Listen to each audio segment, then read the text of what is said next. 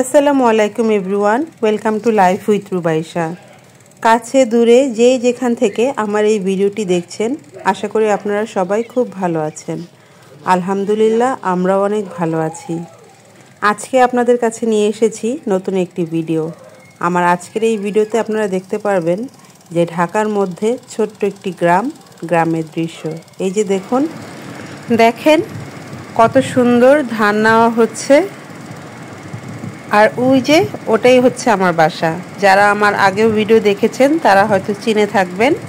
এই যে দেখেন কি সুন্দর, ঘরের মা বোনেরা সবাই মিলে ধানের কাজ করছে।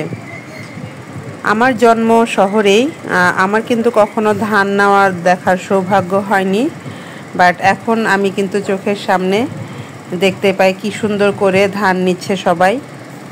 এই যে এখানে ধানটা মেশিনের মধ্যে ধানটা চালছে, আর এখানে ওরা খড়টা থেকে ধানটা আলাদা করছে।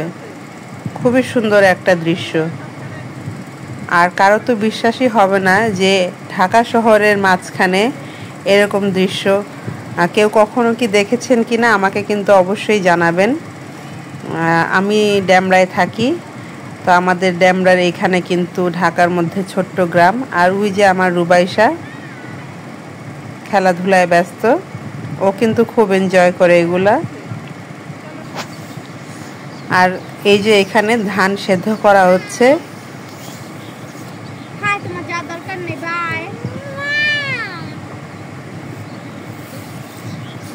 এই যে দেখেন এখানে ধান সেদ্ধ করা হচ্ছে। ধান আর ধান আর ধান, ধানের অভাব নাই।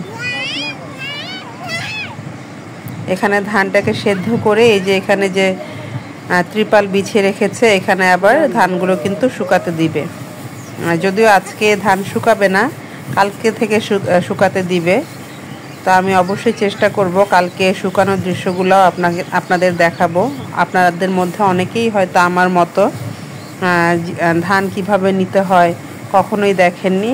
আমি চেষ্টা করব আপনাদের সাথে শেয়ার করার এই মনোরম দৃশ্যগুলো। আমাদের যে ঐতিহ্য, আমাদের গ্রাম বাংলার চিরচেনা রূপ আমি কিন্তু অবশ্যই আপনাদের সাথে শেয়ার করার চেষ্টা করব।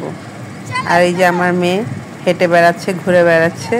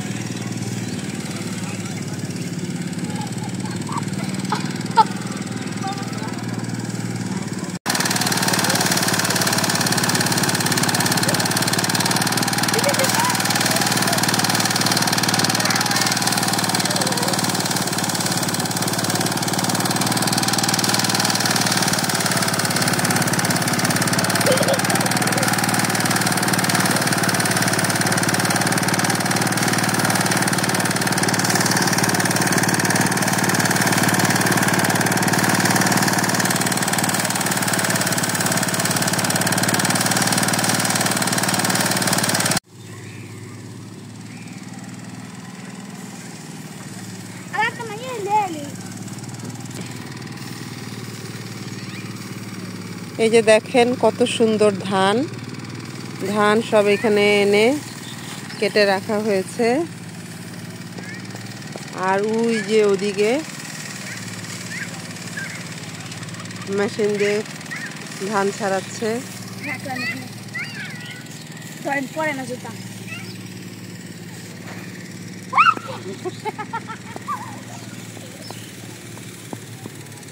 যে রুবাইশা এখানে প্লে করছে, আর ওই যে ওখানে রুবাইশার বাবা চলে আসছে অফিস শেষ করে। আস্তে আস্তে।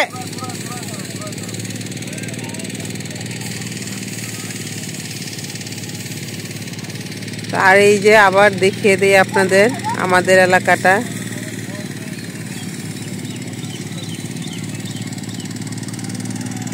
এই যে এখানে সবাই ধান নিচ্ছে, আর ওই যে ওইটা হচ্ছে আমার বাসা।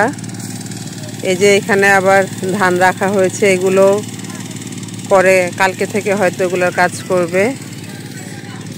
আর ওই যে ওইখানে ধোয়া উঠতেছে, ওখানে তো দেখালাম যে ধান সেদ্ধ করছে। আবার দেখাবো, কালকে দেখাবো কিভাবে ধান শুকাচ্ছে, ফাইনাল যেই লুকটা সেটাও দেখাবো ইনশাল্লাহ। রুবাইশা, ও রুবাইশা, আম্মু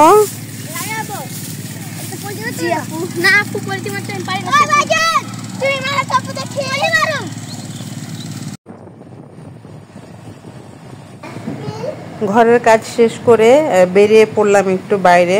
মনটাও ভালো লাগছিল না, আর কিছু কেনাকাটারও দরকার ছিল, তাই একটু বেরিয়ে পড়লাম শপিং করার উদ্দেশ্যে। আমার সাথে কিন্তু একটা আজব জিনিস হয়, আপনাদের সাথে হয় কিনা জানি না।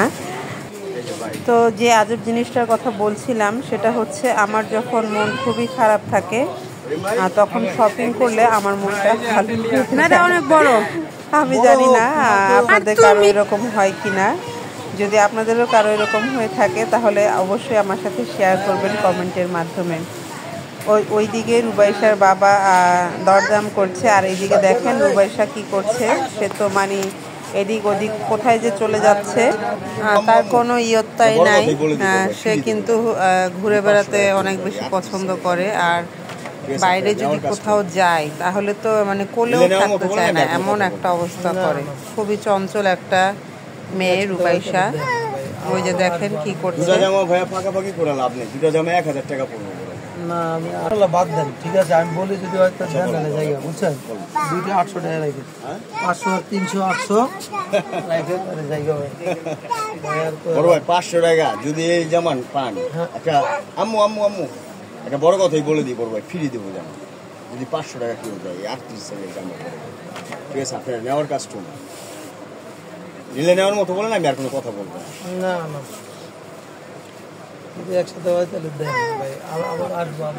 রুবাইশার বাবা অনেক দরদাম করে শেষমেশ আমরা ড্রেসগুলো কিনলাম। আর এই যে এখন আমি চলে আসলাম জুতা দেখতে। তো এই যে এই জুতাটা দেখছিলাম, এরপরে আরেকটা ডিজাইনের জুতা আমি দেখলাম। তো আমার অনেক দিন থেকেই কালো একটু উঁচু জুতো নেওয়ার ইচ্ছে ছিল। তো এই দুইটা জুতো থেকে একটা জুতো আমি নিয়েছি, পরে দেখাবো আপনাদের যে কোন জুতোটা আমি নিয়েছি। এর মধ্যে আমার এক বোন চলে আসলো, তো আমার বোনকে নিয়ে আমরা চলে আসলাম স্টারে খেতে। আমাদের হঠাৎ করে কাবাব রুটি খাওয়ার ক্রেভিংস হয়েছিল, তা আমরা চলে এসেছি স্টার কাবাবে।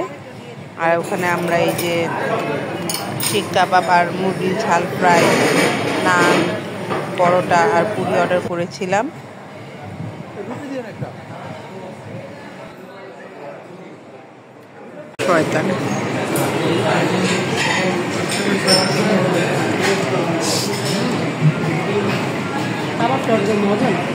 মজা, শুকনা শুকনা। আরেকটা নেই, এগুলো এটা একটা নেই, আরে খাইবেন, খাওয়া শুরু করবেন, খাওয়া শেষ হলে কিছু আছে। যদিও স্টারের খাবারগুলো আমার খুব ফেভারিট ছিল, বাট ইদানিং আর সেই আগের টেস্ট পাওয়া যায় না। তো আমরা খাবার দাবার শেষ করে বাসার দিকে চলে আসলাম। আমার আজকের ব্লগটা এই পর্যন্তই। আশা করি আমার ব্লগগুলো আপনাদের ভালো লাগছে। আপনাদের কমেন্ট আমার সাথে শেয়ার করতে ভুলবেন না, আর অবশ্যই আমার ভিডিওটি লাইক দিতে ভুলবেন না। ভালো থাকেন, সুস্থ থাকেন, আল্লাহ হাফেজ।